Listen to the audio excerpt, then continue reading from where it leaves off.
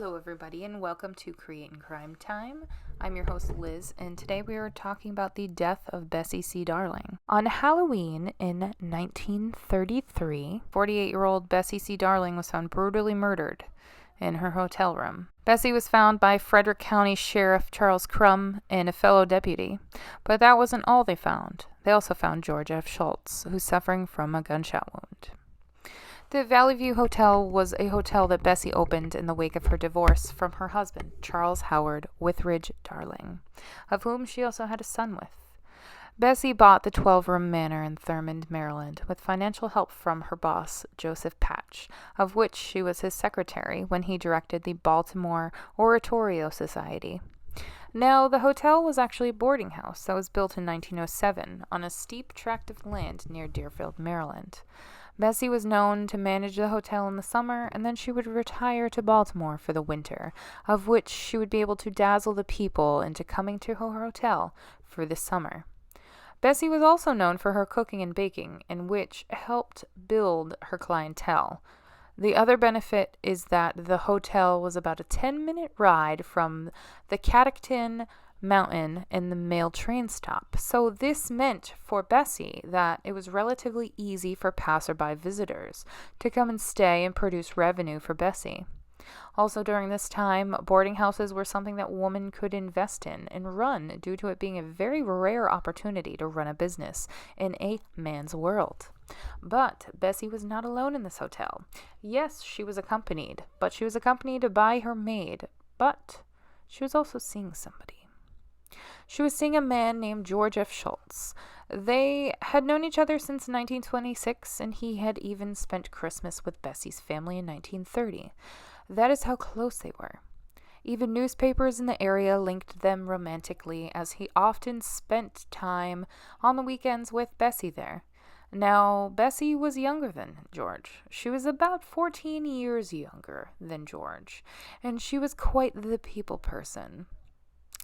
Well, George, for some reason, during the summer of 1933, comes to believe that Bessie is seeing another man named Charles Wolfe. Charles Wolfe lived in Foxville, which was relatively close to Thurmont. Now, I think that because Bessie was such a people person and she was so good with talking to people, this is why George thought that she was seeing Charles Wolfe. Well, Charles also admitted to the Hagerstown Daily Mail that he and Bessie were more than friends. We could basically just speculate what he meant by that, but they probably were just companions. Well, George was furious with Bessie about this. Talk about a jealous man.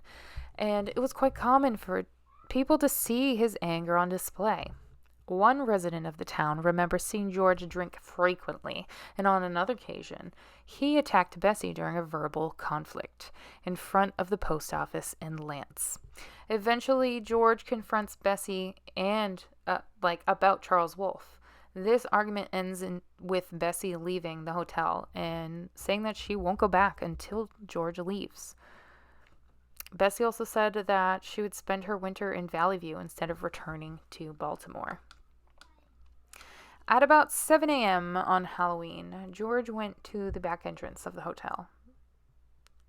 And this is when Bessie's maid, 18-year-old Maisie Williard, came out for some firewood. George was very demanding with needing to see Bessie, and Maisie tried to close the door on George after she said that Bessie was in her room. George then forced his way into the hotel to make his way up to Bessie's room. Well, Maisie, being the great maid that she is, basically hightails it in front of him and goes up the stairs to get to Bessie's room before him. Well, she gets into Bessie's room and she locks the door. But that did not stop George. He then forced the door open after he broke the lock and then proceeded to shoot Bessie, who then fell to the floor. He then calmly asked Maisie to go fetch him some coffee. What a nice man, right? Well, Maisie did get him coffee and she also returned. And then George would eventually let Maisie leave. And after he let her leave, before he let her leave, he said to her that when you come back, you'll find both of us dead. Maisie then called the sheriff and he arrived around 9:30 a.m. The sheriff found Bessie dead, lying on the floor at the foot of her bed. George was almost dead, with a self-inflicted gunshot wound to the chest. The sheriff brought in Dr. Morris Beerley to treat George, of which he was then brought to the hospital in Frederick. George would recover from the wound, and ultimately he would be charged with murder of Bessie Darling. His trial started on March 13th of 1934. There was approximately 26 witnesses called during this trial, and of which George also claimed that Bessie also had a gun, and that's why he killed her in an act of self-defense. I'm sorry, but what a crock of shit. The jury then deliberated for about an hour and then found him guilty of second-degree murder. He was sentenced to 18 years in prison. That, my friends, is the death of Bessie C. Darling at the hands of George F. Schultz.